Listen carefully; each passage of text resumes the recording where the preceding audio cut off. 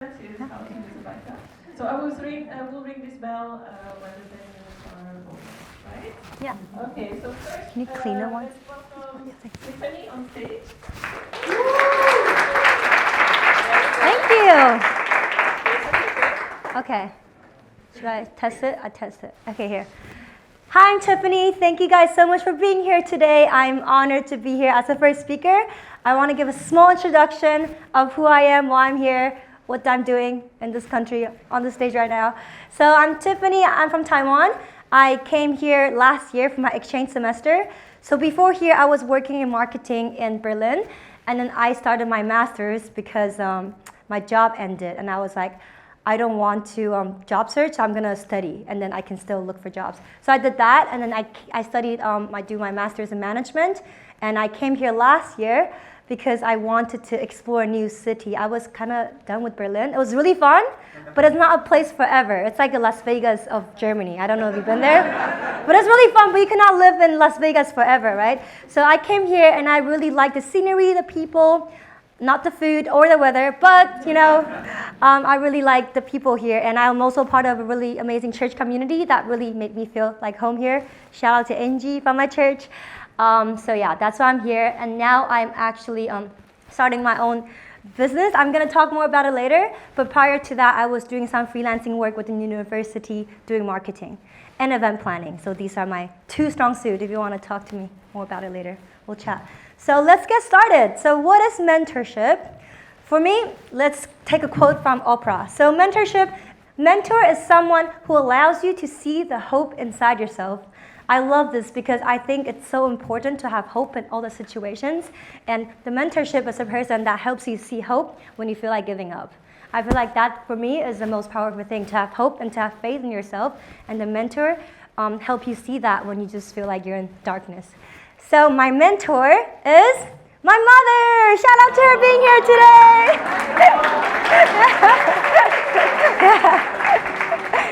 She flew all the way I'm from Taiwan, but she works in China. She flew all the way from China just for this event. So you guys should feel very lucky here. I'm just kidding. No. Yeah, so I want to talk a little bit about her, what makes her so special to me, and what makes her a great mentor. So for me, first, she's very ambitious, resilient, and entrepreneurial.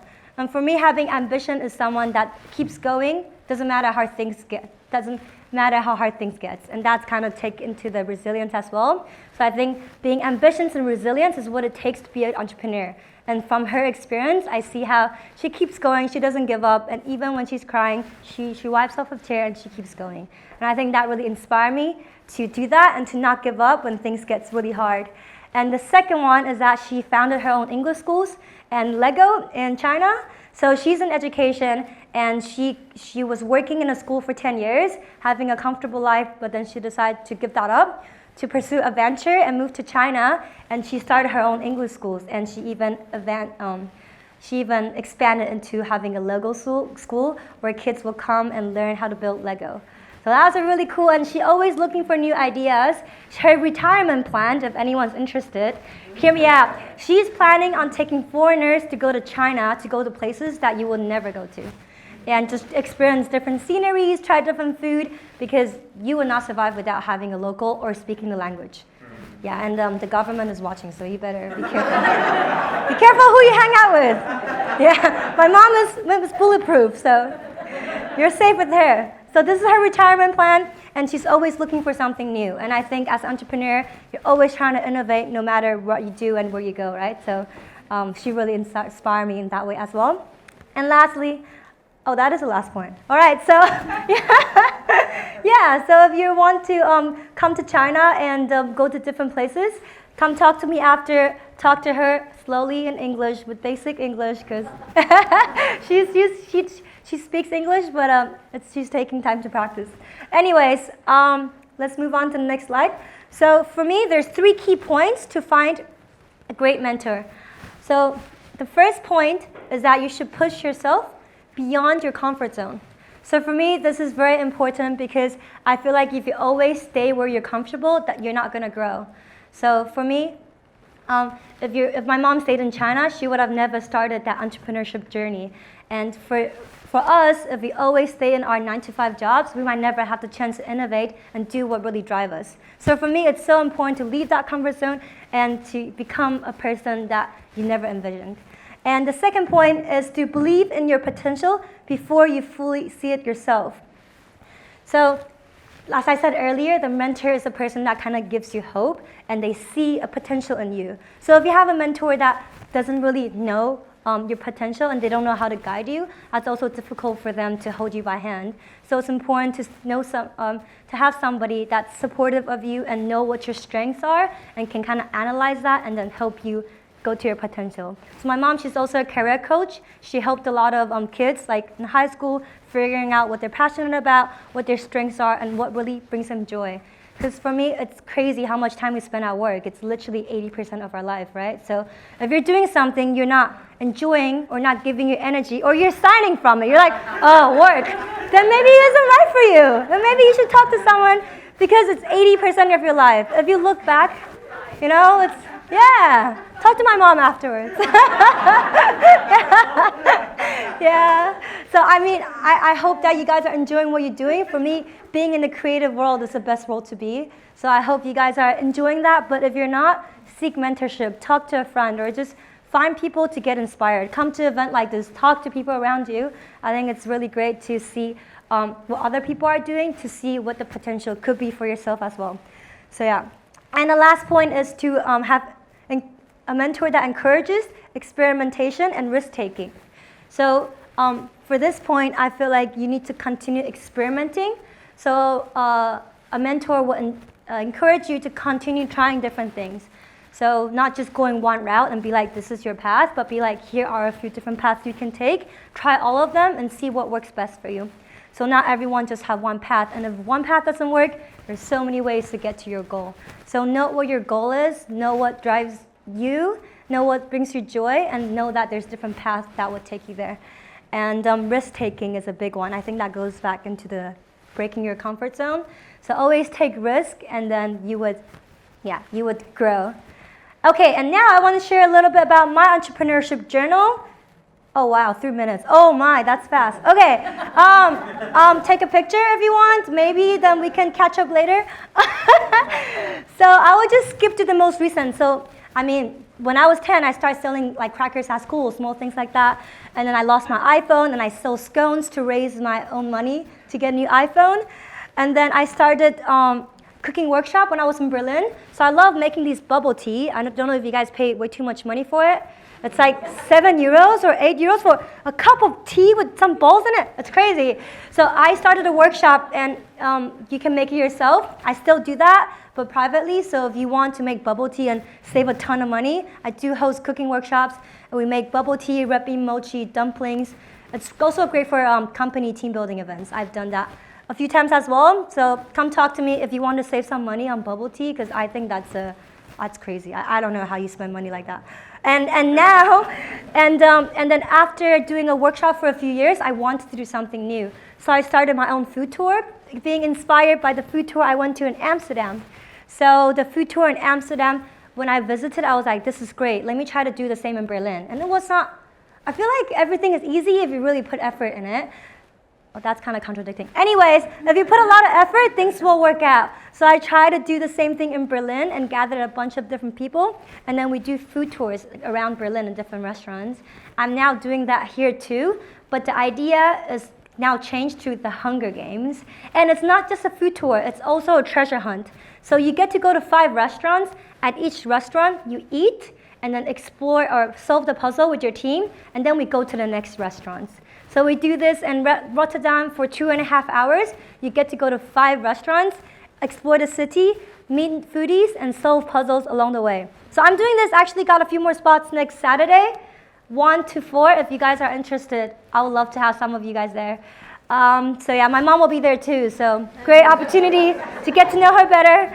And then now I'm also doing speed dating / speed friending events. I think all dating relationships should start as friendship. I don't know if you guys agree, but if you cannot be a friend with someone, how could you date them forever, right? So For me, I'm doing a speed friending event, and I'm trying to collaborate with different communities. Maybe we can do one here, so then you guys can do some speed friending games with different icebreaker activities. So that's something I'm working on. I also do in bigger groups too, so then, actually I have a video that talks about it. I'm so stressed with time. And now, so these three concepts, the cooking workshop, the Hunger Games, and the speed friending event, is now branded as Spark Events. So this is where it's born. I thought to make a brand so people can follow me. And I'm trying to join a startup program to look for mentorship. Because my mom, she's a great mentor in entrepreneurship, but with these kind of programs, it really helps you scale. Oh my gosh. Can I show the video and then I'll be out of the, okay. And this is the video for everything that I've been doing. There it is.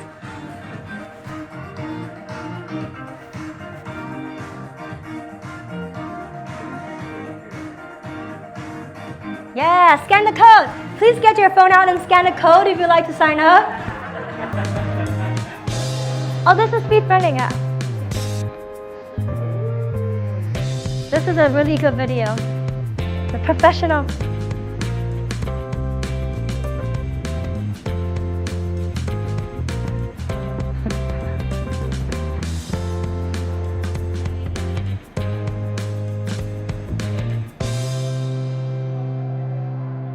Join our next Spark events to spark meaningful connections.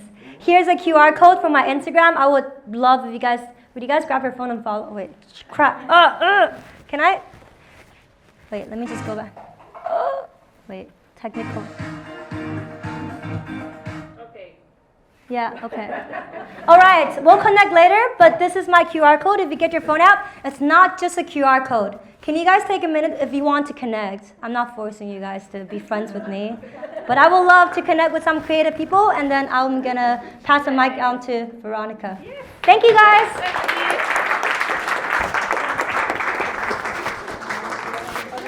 Thank you so much. Thank you. So we're gonna go soon to the next speaker, and we need to do a change of microphones. Please bear with me.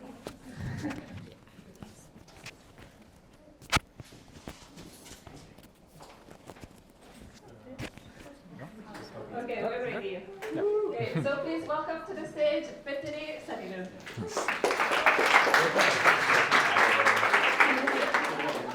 Thank you, Veronica, and thank you, Creative Mornings, for inviting me here. My name is Petteri. I come from Finland. I live here in Rotterdam, and today I'm going to talk to you about digital mentorship. I never really had like a traditional mentor myself, or was mentored by anybody. So maybe my take on this is something that you don't expect, but let's see. This is a photo of me and my little brother a couple of years ago. And my dad was always like kind of heavy into technology, or we had computers pretty early on, and then I kind of got the interest towards that from him. And then a couple of years later, from when this photo was taken, I found out about two things online, and they were how to use Adobe Photoshop CS2, and on the other hand, how to acquire it for myself.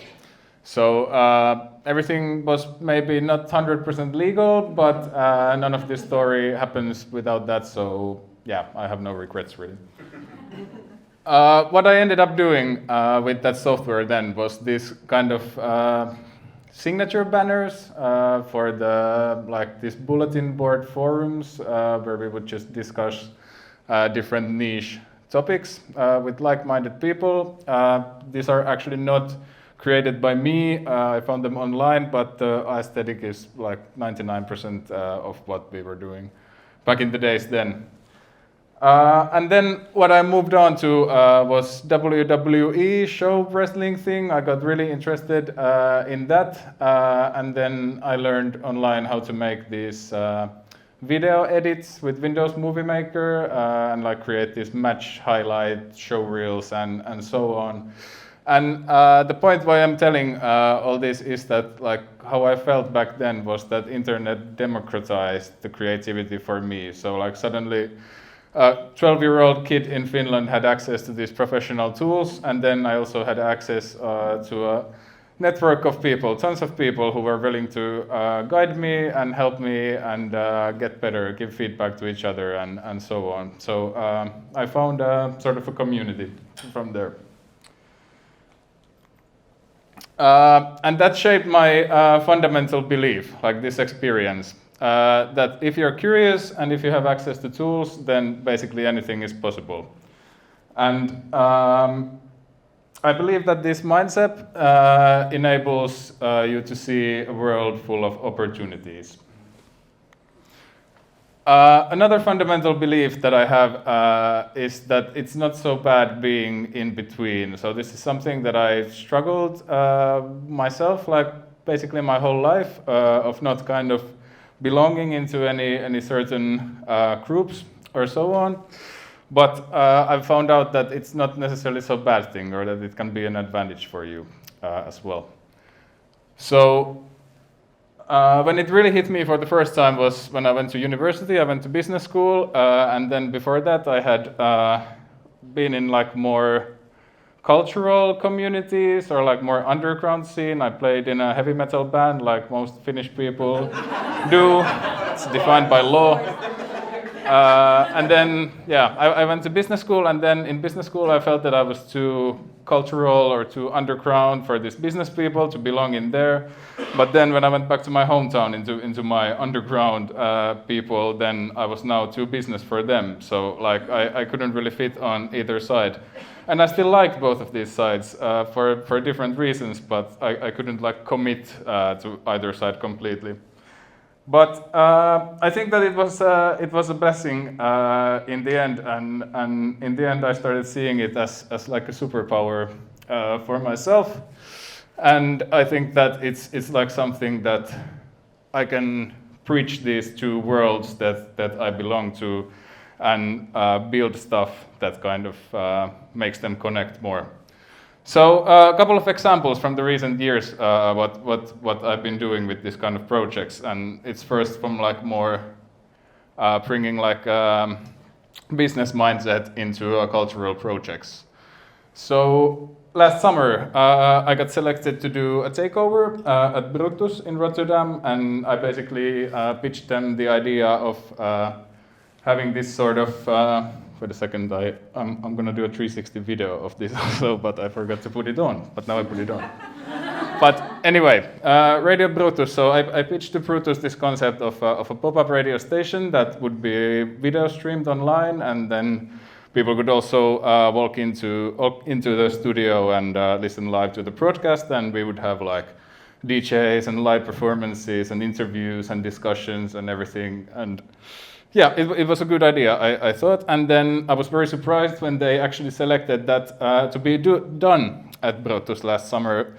So I had basically like, I think 30 days pretty directly, and then I had no idea how to actually make this come into life. But in those 30 days, because I was curious and I had access to the tools, we were able to work it out with, of course, a lot of help from people, but yeah, it ended up in great success, in my opinion. And then what that ended up me with is my own radio show called Offbeat. I do that every other Wednesday on Radio Worm.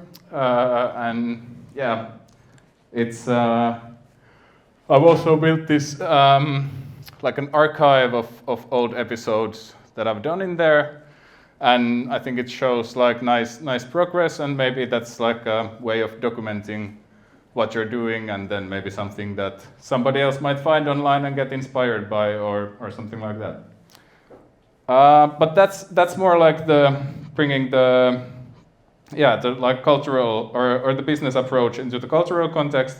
But if we look at the other way around, then we can also bring like a cultural approach into business projects. So earlier this year, I started freelancing full-time, and I ended up in a situation where I had a 360 camera for myself, which you can see there. And yeah, I was wondering what can I do with this, and then I decided to found a new company called Boutique 360, and 3 minutes, okay.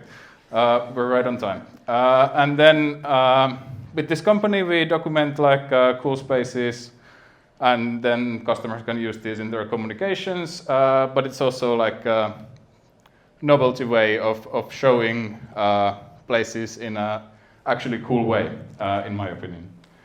And through that company, then I also got opportunity to stay in Finland, Finnish archipelago, on Isokari Island. So I would document this island in 360 from multiple viewpoints, and then I could create the opportunity for people to witness this island even without visiting there ever themselves. So maybe that's an example of how you can bridge these two, like commerce and culture, what I'm trying to do myself in both ways. So these examples maybe highlight that. But yeah, going back to more fundamental level, like I consider myself a marketing guy, a marketeer above all, and then I also consider that almost everything is marketing. I think people confuse marketing a lot for just promotion or advertising, but in the end, it's about influencing people and influencing their behavior. So whatever you do to reach that, I think it's marketing. So I do marketing. And then another great question is, what is internet? So I think that internet is something that is ever changing, and it's not the same place that I downloaded my first Adobe Photoshop from, but I still think that it's great, even despite all the social media stuff and all of that. I still think it's a great place, and it's something that you can mentor people through and get mentored by people as well.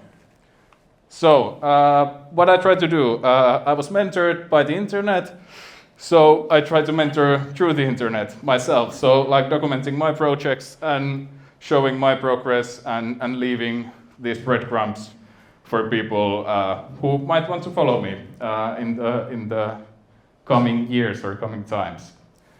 I have 3 points. The Finnish president always has 3 points about everything, so I took inspiration from him. And I tried to summarize this now in the 3 points. So, embrace being in between. I think that is where the magic really happens. Just start building. Don't overthink. I overthink way too much myself, and that prevents me from doing a lot of stuff. But nothing really happens if you just think. Like when you took action, then something might follow. So the tools have never been more accessible than they are now. And then finally, document your process, because who knows? Someone might want to see it, and someone might be able to learn from it. Ding ding. Final slide. You can check the island experience through the QR code if you're interested to see how the Finnish archipelago looks like in May. And I never had a mentorship myself really, but I think that I could learn from many of you, and maybe I could help some of you. So if you think that some of this resonated with you, let's talk after the presentations. Thank you for listening.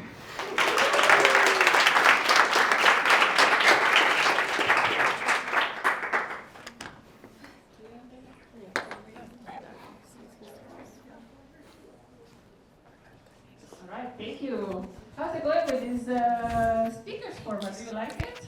Yes. Nice, huh? Yeah.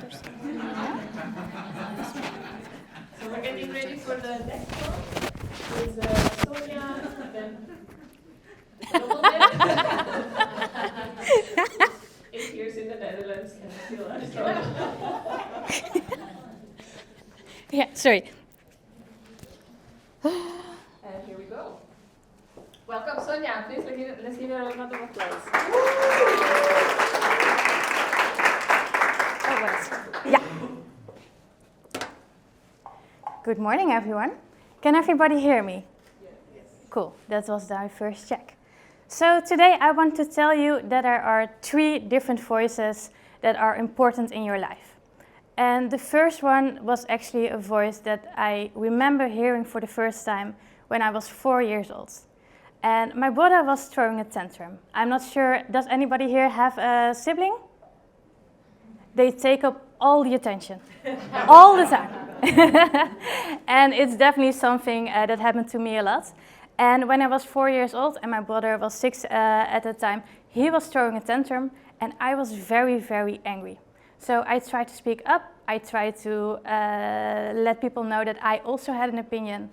And I was taken away, and somebody told to me, like my father, he said, you know, we are already having it difficult. You can't speak up right now. We don't have room for this right now. And we don't really want to listen to it. And this is the first voice I want to share with you. It's the voice that tells you, you can't do something. You can't speak, you can't take up space, you cannot be yourself, because there's always somebody who you have to live up to, who you have to think about, or who you have to be considerate about, even when you're only 4 years old. And my brother and I, we did not grow up in the best kinds of circumstances, because our parents both chose to first get my brother out of the house and into the system, and a few years later, me as well.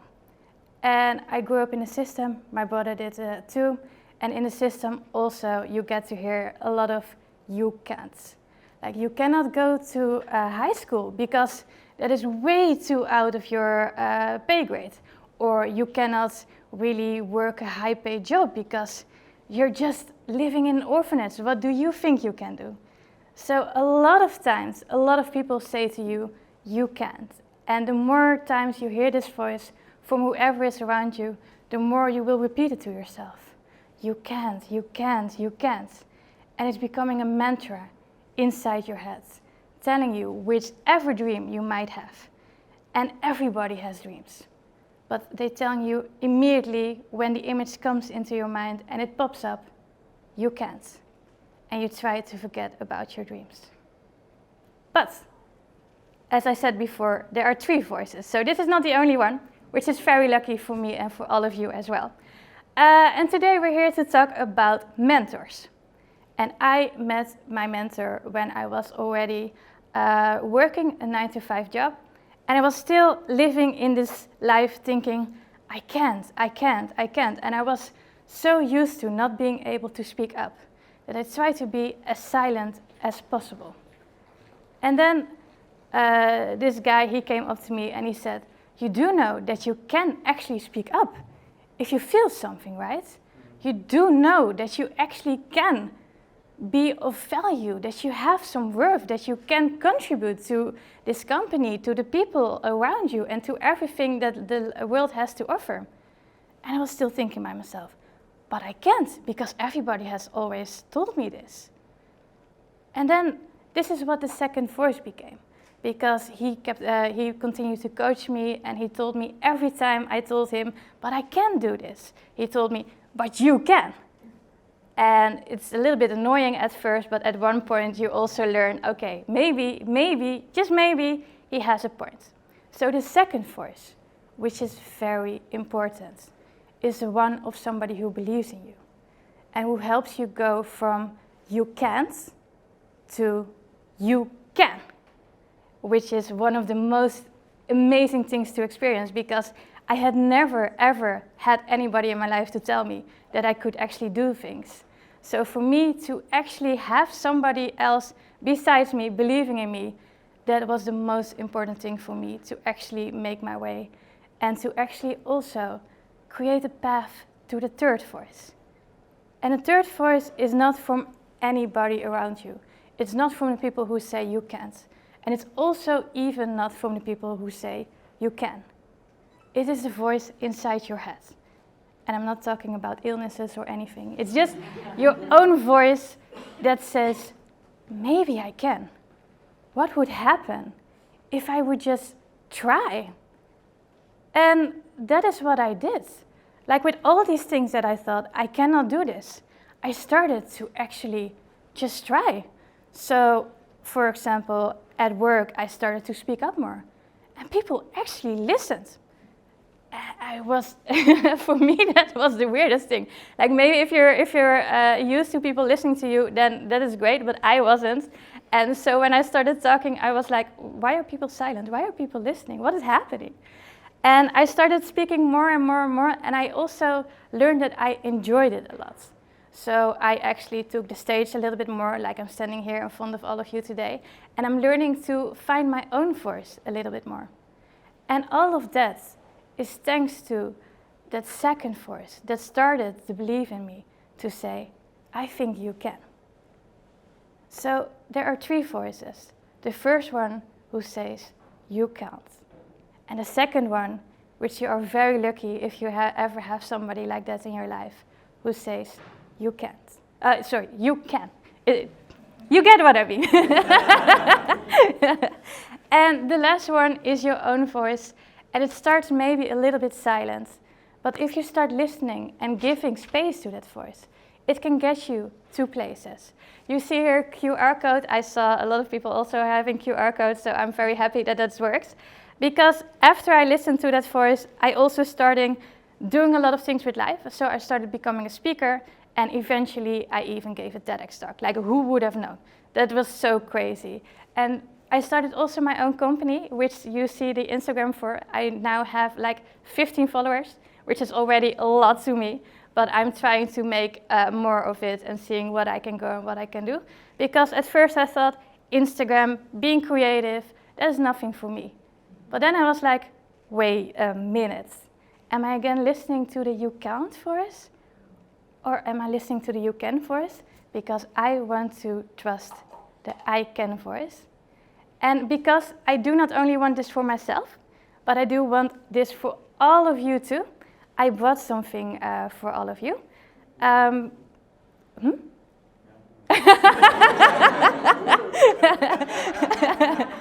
Yeah, and I have 3 more minutes, so I'm going to share it with you, because it's not only me who can benefit from learning that I can do more that I thought I was capable of.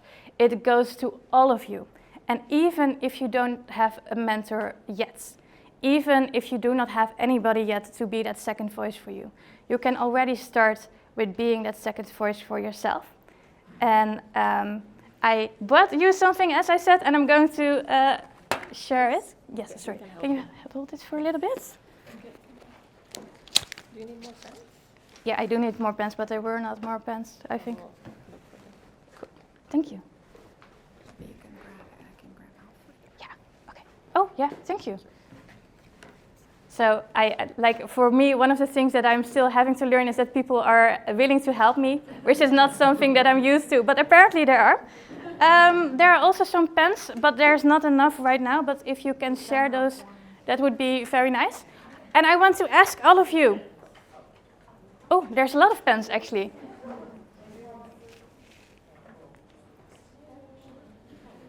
And I want to ask all of you to write the nicest, coolest, most awesome message to yourself, saying that you can do everything you set your mind to, that you can make your dreams come true, and that you can do whatever you love doing, because you're worth it and you can. And on the right side, you can write your address. I'm not going to save that in any file, but I'm going to use it to actually send those cards to you, so that in a week from now, you will actually get a nice mentor message from yourself to yourself, saying the one thing that helped me change your life, which is, you can do it. Thank you.